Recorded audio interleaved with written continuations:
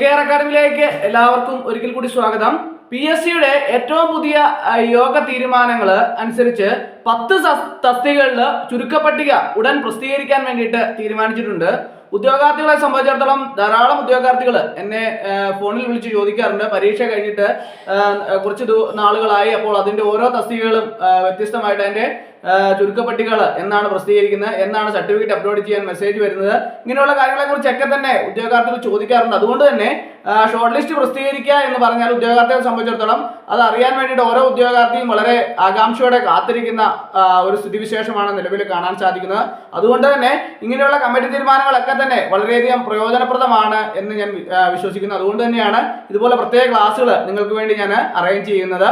അപ്പോൾ ഭക്ഷ്യസുരക്ഷാ വകുപ്പിൽ food safety officer category number 6/2024, വ്യവസായിക പരിശീലന വകുപ്പിൽ junior instructor interior design and decoration category number 664/2023, junior instructor machinist category number 663/2023, junior instructor wood work technician category number 674/2023, അതുപോലെ തന്നെ junior instructor mechanic consumer electronics appliances category number 670/2023, അതുപോലെ തന്നെ junior instructor pump operator cum mechanic category number 660/2023, junior instructor mechanic agriculture machinery category number 643/2023, Ayurveda medical വിദ്യാഭ്യാസ വകുപ്പിലെ technician pharmacy category number 578/2023, chemical examinations ലാബോറട്ടറിയിലെ technical assistant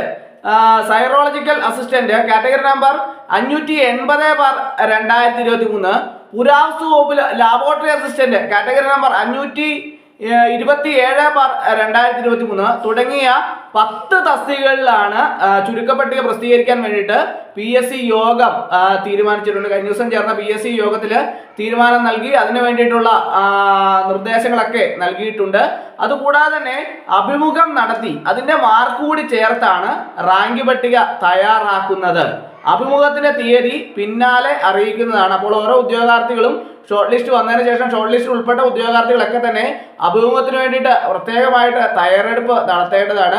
അഭിമുഖത്തിന്റെ mark കൂടി അടിസ്ഥാനമാക്കിയാണ് final list PSC പ്രസിദ്ധീകരിക്കുന്നത്. അതനുസരിച്ചാണ് ഓരോരുത്തരുടെയും റാങ്കിൽ എത്രാമത്തേതാണ് എന്ന് വിശദമായിട്ട് നമുക്ക് മനസ്സിലാക്കാൻ സാധിക്കുള്ളൂ. അപ്പോൾ അഭിമുഖത്തിന് വേണ്ടിയിട്ട് പ്രത്യേകമായിട്ട് ഉദ്യോഗാർത്ഥികൾ തയ്യാറെടുപ്പുകൾ നടത്തേണ്ടതാണ്.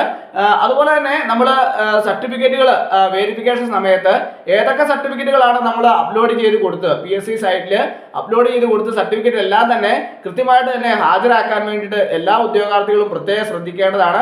അതുപോലെ തന്നെ തുല്യതാ certificate, equalisation certificate, experience certificate ഒക്കെ ആവശ്യമുള്ള തസ്തികകളിൽ അത് കൃത്യമായിട്ട് തന്നെ വെരിഫിക്കേഷൻ ഹാജരാക്കേണ്ടതാണ്. അല്ലാത്ത പക്ഷം നിങ്ങളെ റിജക്റ്റ് ചെയ്യാനുള്ള സാധ്യതകൾ ഏറെയാണ്. അതുകൊണ്ട് തന്നെ ഈയിടെ അങ്ങനെയുള്ള സംഭവങ്ങളൊക്കെ ഉണ്ടായിട്ടുണ്ട്. കൃത്യമായുള്ള എക്സ്പീരിയൻസ് സർട്ടിഫിക്കറ്റും PSC ആവശ്യപ്പെടുന്ന സർട്ടിഫിക്കറ്റുകളൊക്കെ തന്നെ ഹാജരാക്കാത്ത ഉദ്യോഗാർത്ഥികളുടെ നമ്പറുകൾ പ്രൊഫൈലിൽ അതായത് ലിസ്റ്റിൽ നിന്ന് അബോളിഷ് ചെയ്ത സാഹചര്യം ഉണ്ടായിട്ടുണ്ട്. അതുകൊണ്ട് തന്നെ എല്ലാ ഉദ്യോഗാർത്ഥികളും തങ്ങളുടെ ആവശ്യമുള്ള PSC ആവശ്യപ്പെടുന്ന സർട്ടിഫിക്കറ്റുകളൊക്കെ തന്നെ കൃത്യമായിട്ട് തന്നെ ഹാജരാക്കാൻ വേണ്ടിയിട്ട് ശ്രദ്ധിക്കേണ്ടതാണ്. അല്ല, ഒരു പീരീഡ് ഓഫ് ടൈം മാത്രമാണ് നമുക്ക് അതിന് വേണ്ടിയിട്ട് കിട്ടുന്നത്. ആ സമയത്തിനുള്ളിൽ കൃത്യമായിട്ട് തന്നെ വെരിഫിക്കേഷൻ സമയത്ത് എവിടെയാണോ വെരിഫിക്കേഷൻ ഹാജരാകേണ്ട പ്രസ്തുത വെരിഫിക്കേഷൻ സ്ഥലത്ത് സമയമൊക്കെ PSC പ്രൊഫൈൽ വഴി അറിയിക്കുന്നതാണ്.